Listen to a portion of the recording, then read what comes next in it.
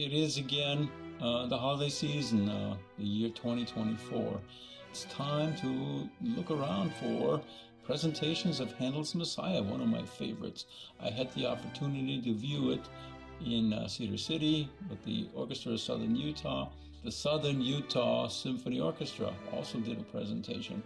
I did check out the one at OSU this year. Unfortunately, it was sold out early. It's the Mormon Tabernacle Choir in Salt Lake City. Would have been perfect. It was worth the drive. I was going to drive up there and go see it. However, I didn't see one scheduled. But I did see some past presentations, and they happened to happen around Easter, so maybe around Easter time. But here. So back to St. George it was, and I'm looking at the particular schedule for the Eccles Concert Hall at the Utah Tech University. And the only thing that I saw that was of any interest, and that happened to be late in the season, December 14th, there was a presentation by the St. George Chamber Singers and the St. George Chamber Orchestra. And wow, what a pleasant surprise that was. I've never seen a presentation of Handel's Messiah presented in that way. The conductor was Dr. Paul Wiens. More than just a conductor, he's also a director for the St. George Chamber Singers. He's also, I think, the executive producer for Handel's Messiah, as we saw it today on December 14th. There was something different about this particular Handel's Messiah performance. Handel's Messiah, before 1960, most renditions were in symphonic style with hundreds, sometimes thousands of performers. Huge orchestras with additions of clarinets, horns, trombones, and tempi, reminiscent of dinosaur tracks. In other words, Handel's Messiah, the most popular masterwork in the choral orchestral repertoire, has received innumerable performances by ensembles who have loved it to death. And this is where Dr. Paul Wiens comes in. He has provided a version. I understand he got the idea much earlier from another famous director by the name of Robert Shaw, and he saw this event taking place in Atlanta, I believe. Atlanta, Georgia, and Dr. Paul Wiens noted that a shortened version has a different tempo.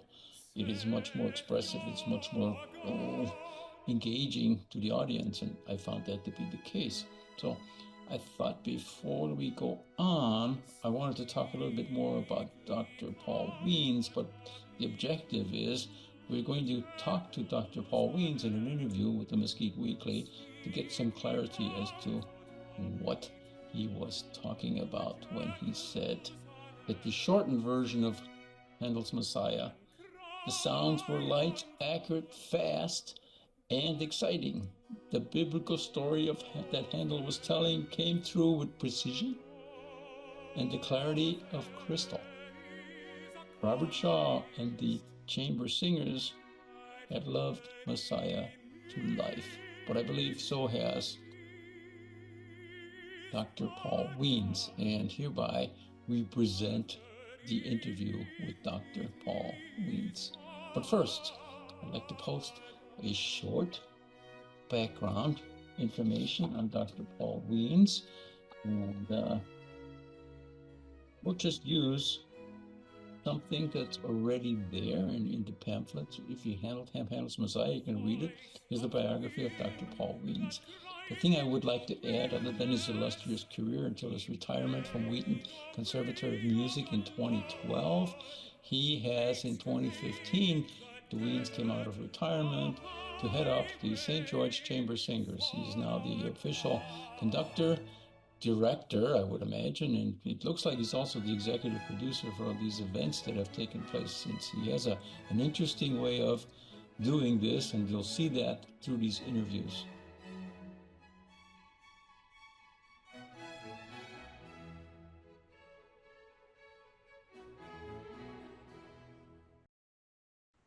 Certainly during the 19th century, the choirs sometimes in England got up to be 1,000 people or more, several thousand people.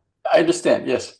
And that's just that I guess they did that because people fell in love with Messiah, and then producers decided to make it spectacular, and they thought that that was spectacular, and it certainly was big, and they put it in venues that were, I guess, massive.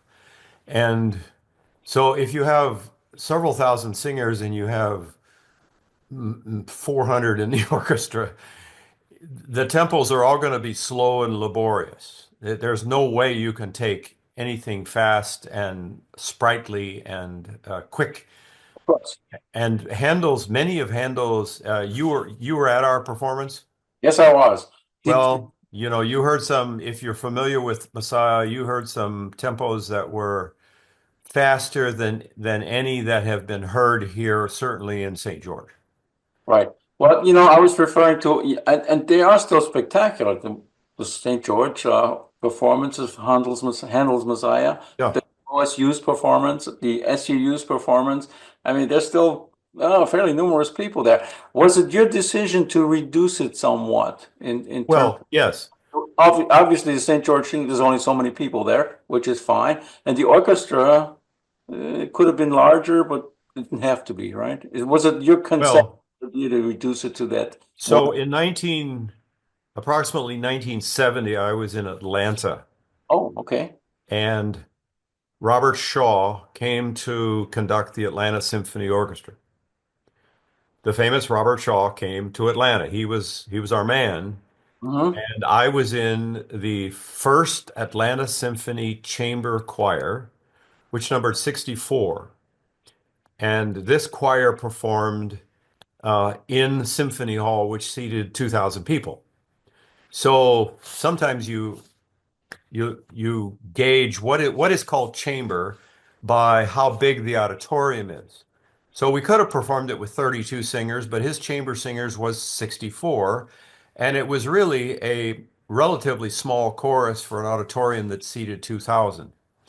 So on one occasion, I'm sure it was at Christmas time, he programmed Messiah, and the chorus prepared it, and as usual, we prepare it with piano and conductor. And then we got onto stage for the dress rehearsals, and there was this little orchestra set up. I mean, just the chairs and the little organ uh, for about 22 people. And at that time, I was shocked. I didn't know what was going on. I was just whatever, 30 years old. What did I know? And so here he was, and he explained to us that this is really what Handel had intended all along. When he composed the work, it was supposed to be of this size, not what happened in the 19th century when it got overblown like a balloon. And so by Love to Death, the tempos got really slow, and really the performance got to be if you take all the tempos half tempo, suddenly the performance, instead of, if you do the complete work, it takes 2.5 hours. If Hmm. you do slow tempos, it's going to take 4 hours. Okay. Maybe in the 19th century that was acceptable, but it is not acceptable, certainly in this day and age, when conductors and academicians have put a value on the question, what did the conductor intend? Okay. And if we can rediscover what he or she intended, then we're likely to produce a very interesting musical result. And what you heard and what my singers and orchestra produced was this interesting result, which was more or less what Handel had in mind when he wrote it. Okay. Excellent explanation. But the only thing I still have a comment on is, did you do this at Wheaton College as well? Well, so no, I did it in Atlanta like Okay. that because Robert Shaw was the conductor. But when I was in Wheaton, there were political considerations to be made. So if I had at that time early, let's see, I taught there 31 years, ending in 2012. Hmm. So the first performance I gave was of a complete Messiah. By the way, that is another step which a lot of. So you did you hear both of our performances, the one this last Christmas and the one 2 years ago? I saw the one on Saturday only. Okay. So 2 years ago here in St. George, we presented the entire Messiah unabridged. First time ever in St. George that the whole work was presented. A number of people thought that our audience would be too unsophisticated to hear the whole work. It turns out we had a bigger audience for those performances than we had when you heard the performance. Nearly sold out on both occasions. Well, they were sold out, but there were a few empty seats because people don't show up finally at the performance. But we were sold out both of those nights, and that was a full performance. So at Wheaton, I did a full, unabridged performance, and I used my community choir of 120 plus my concert choir of 60, and so I had 180 singers. What Shaw did, however, when he had larger choruses, was to use a technique called tutti and concertists. Tutti means Italian word meaning all, and concertists meaning a small group. So I had a large total group of 180, but I had a very fine concert choir of 60, and some passages like "and he shall purify," that stuff that goes very fast. I had my concertist choir sing some of that music so that the tempos could be fast and light. And it's interesting that some of Handel's choruses work very well with 200 singers. So the Amen, the big "Worthy is the Lamb," Amen at the end, actually works with a large chorus. It can be very dramatic and very well done with a large chorus. About a dozen of the choruses cannot in any way be done properly with a large chorus. So Shaw's answer and then my answer at Wheaton was to divide the choir into a total tutti group and a smaller concertus group and then make assignments in order for the music to be pretty good. Wow, that's quite a fascinating story, and a lot of that is I'm not even known to a lot of historians, but they're going Yeah. back to the time of Yeah. Handel. Anyway, so you mentioned that the audience size was somewhat disappointing this last December. Yeah. And not attributable to the performance, I can assure you. If Yeah. suppose if the audiences that were to see that, it'd be a different thing. But is it because I heard so little about the St. George chamber singers that I actually got there by accident. I was Yes, I know you told me that. Yeah. so uh, yeah, still, the people in the audience. I mean, wow, they were enthralled by it. They loved it. Yeah. Well, I think there were a couple of things going on. One, we sold tickets through the university Ticket office, yes. Utah Tech University ticket system, Right.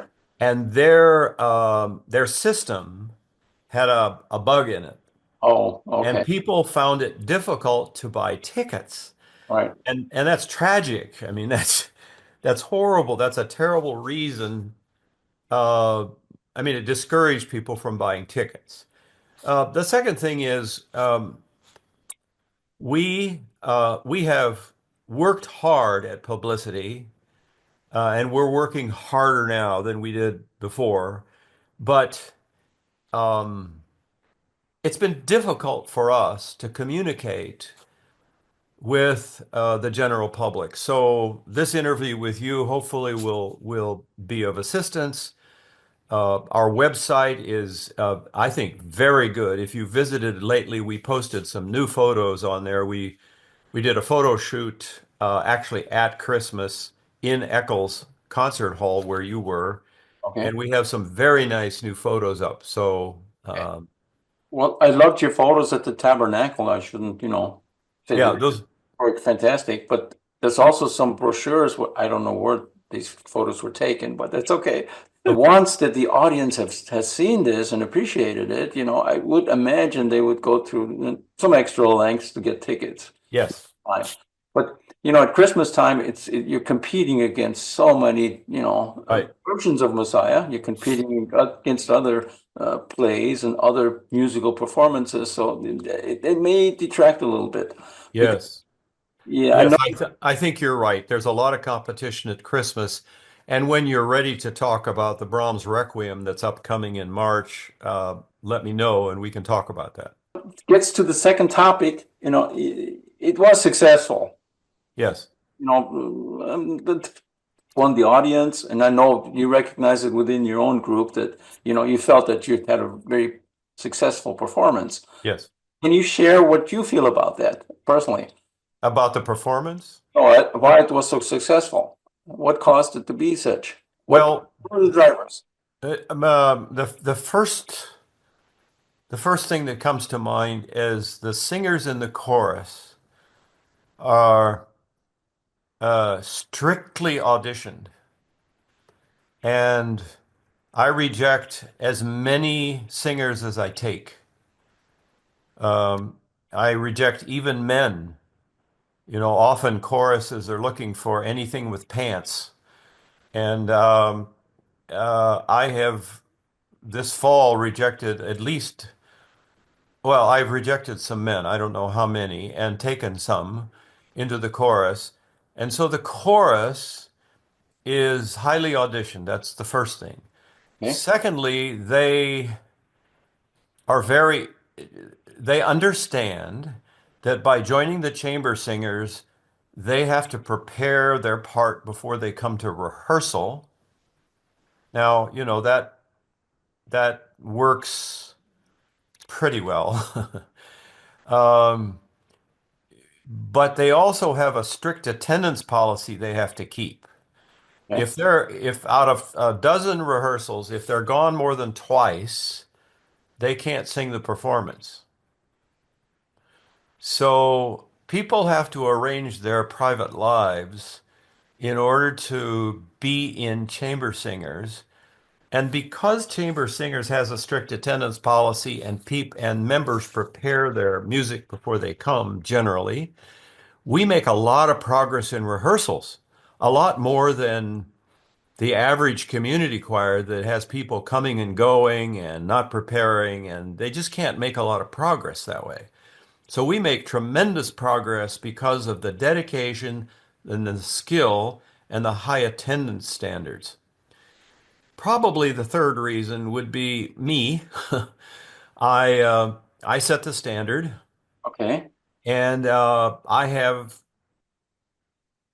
high standards, and I run, if I might say, I run well-disciplined, very well-planned rehearsals.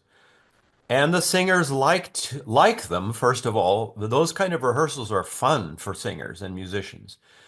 They hate rehearsals that drag on and the conductor doesn't know what he's doing and can't figure out what to do next. So if things happen just like that in rehearsal, they have a lot of fun, they accomplish a lot. The end result then is good.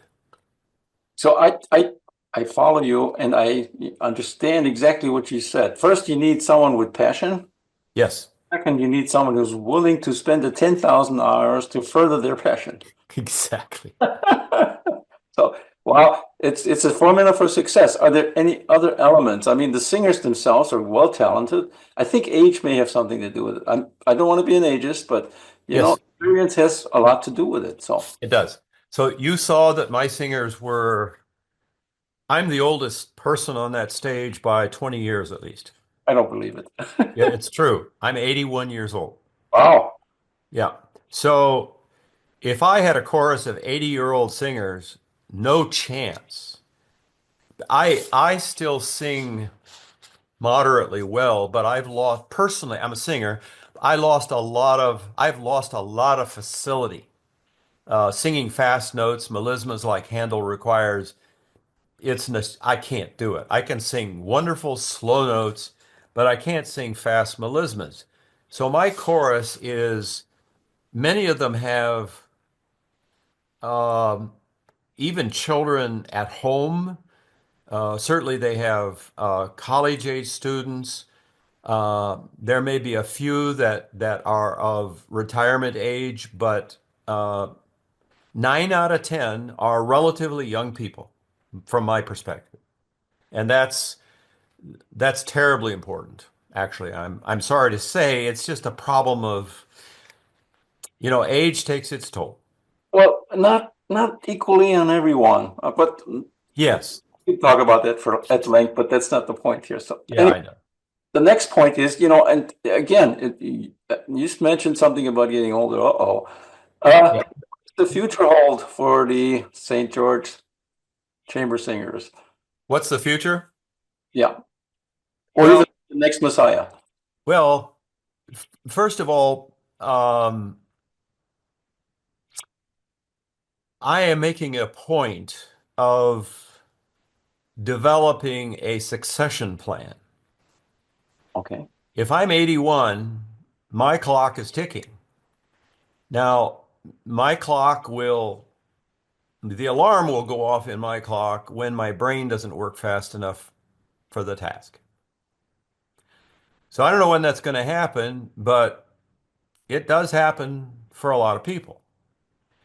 And I'm not talking about dementia, I'm just talking about if the brain isn't functioning at a high enough level, conducting becomes a farce, so to speak, and it can't happen. So my assistant conductor is Roger Hale. Dr. Roger Hale is the director of choral activities at UT here in St. George. And I suspect, though it's not written down, that he is the heir apparent. It's important for me that the St. George Chamber Singers continue when I only continue as a listener. The board has a regular succession of new blood, and certainly the membership. I would say, let's say we have 45 members now. I would say in the summertime we'll have a what I call membership churn, a turnover Mhm. of maybe 6 to 8 singers. And so new people come in and a few other people withdraw, and it has a general effect of renewing itself. So that's the succession plan that we have built into the system. Now, you were actually hinting at what we might have planned for the future, I think. Okay. It's modus operandi or it's something different, something. Well, we What? have evolved already in 10 years. You can imagine. We started with 24 singers, Okay. highly auditioned. We discovered that 24 was too small.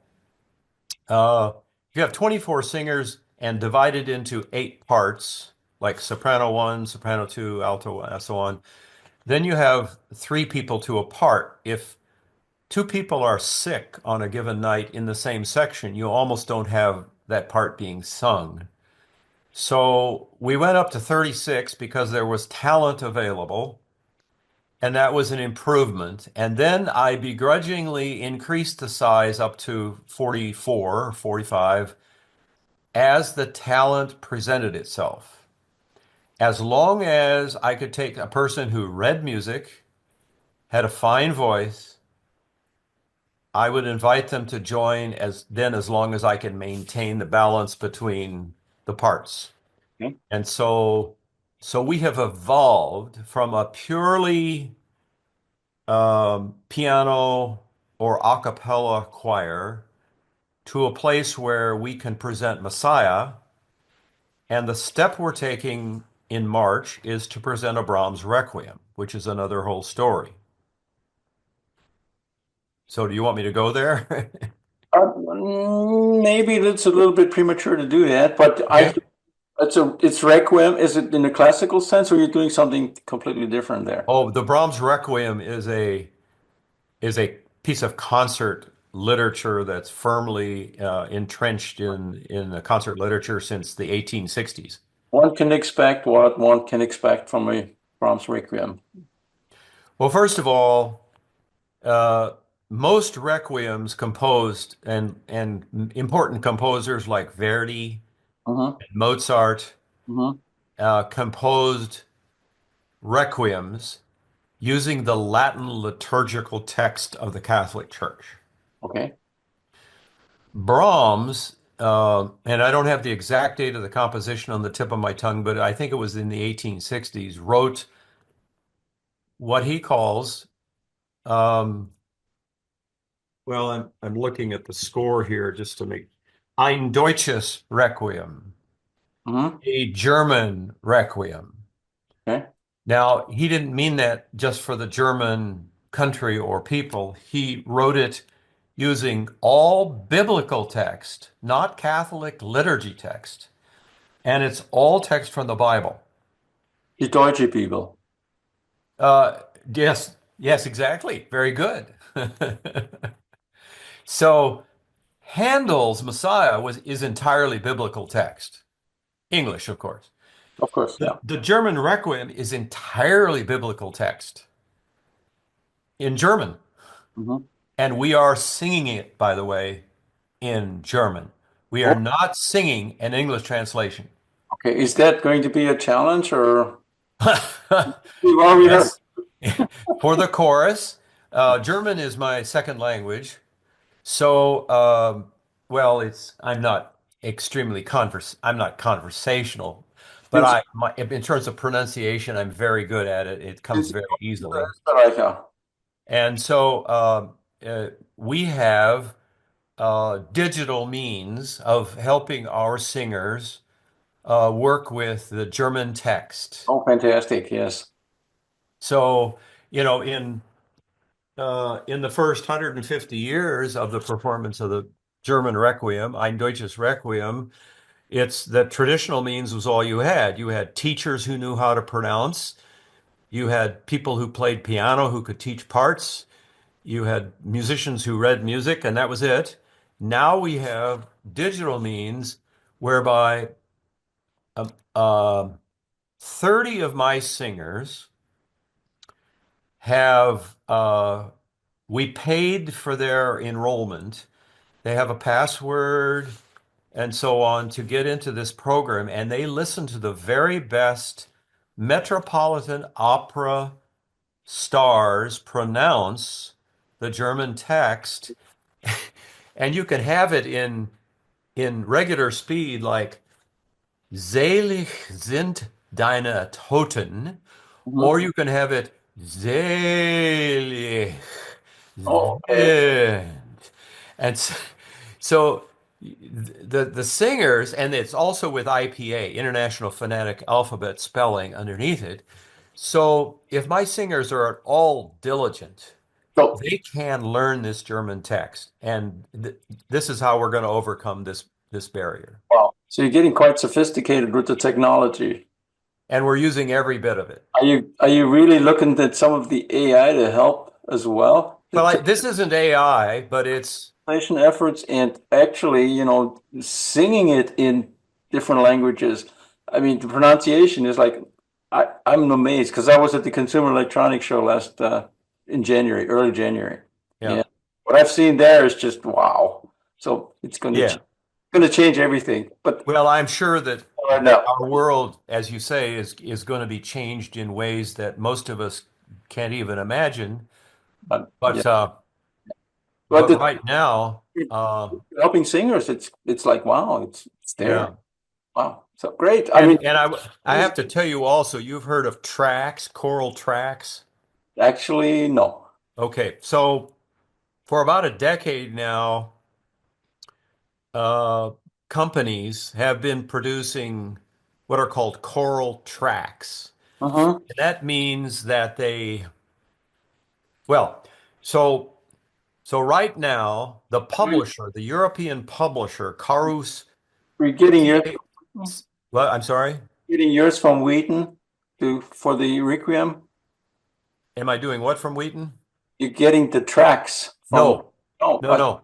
So we borrowed Wheaton College's Okay. piano vocal scores, which is another trick. Plus, online you can get free PDF copies of the entire piano vocal score, and it's legal. Okay. But what I'm talking about is so Carus Verlag is a European publisher, Mm-hmm. and that's Carus, and they produce what they call choir practice uh, helps. And so if you pay them a small amount of money, we paid them $180 to enroll 30 singers. So 30 singers have a password and an ID, and they go online and they can see the piano vocal score, Mm-hmm. and they can play it any one of several ways. They can play it with all four parts, SATB, played equally loud, or they can say, well, I want to hear the bass part played louder than the others. Okay. Or they can say, I want all the parts except for the bass part. When you learn it, then you want to sing it unassisted. So you can push the lever, the button that says play it all without the bass part, and I'll sing it. And then you can hear the orchestra with it. And the parts are not just played on a digital instrument, they are sung by singers in German. So you can hear the pronunciation of the German as you learn your part. Wow. Yes. Wow. It's wow. It's completely.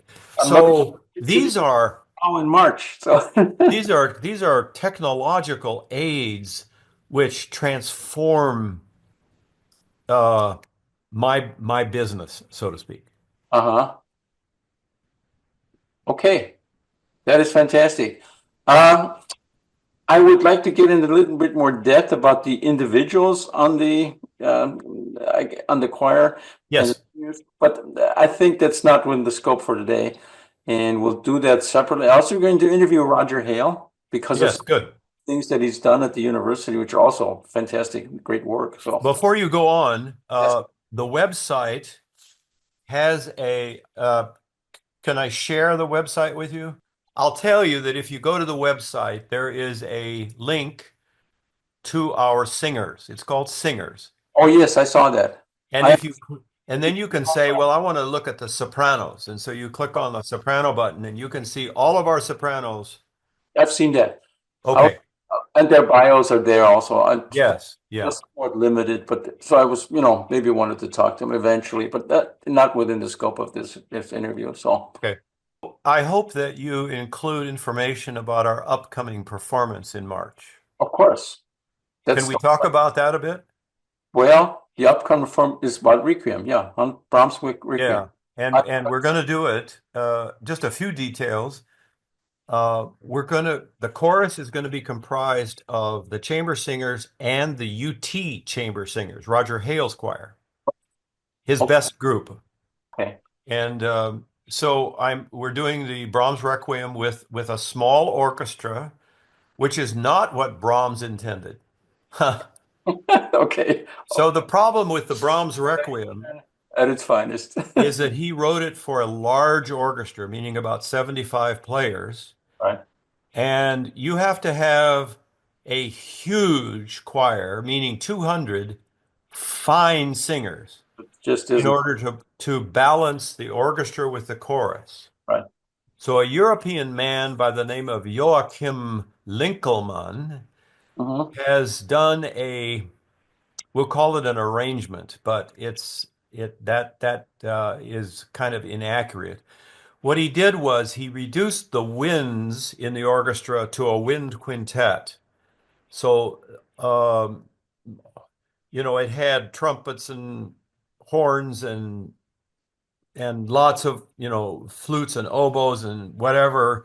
And he reduced it to a single flute, oboe, clarinet, horn, and bassoon for the winds, 5 players. And that means you can have, 18 strings. You can balance those winds with 18 strings. So now you have basically an orchestra of 24. And now, with a chorus of 70, I can balance that orchestra with the orchestra. And so this is a new venture for me. I have conducted the full orchestra, large choruses, and so on. And that's wonderful. And you can do that in Salt Lake, and you can do it in Las Vegas, but you can't do it where we live. So I had to adopt an orchestration of the Brahms Requiem that fits my needs. I understand. So that's what we're doing. Unfortunately, we're running out of time, and That's fine. Thank you so much, Paul. It was a pleasure talking to you. Thank you, Rudy.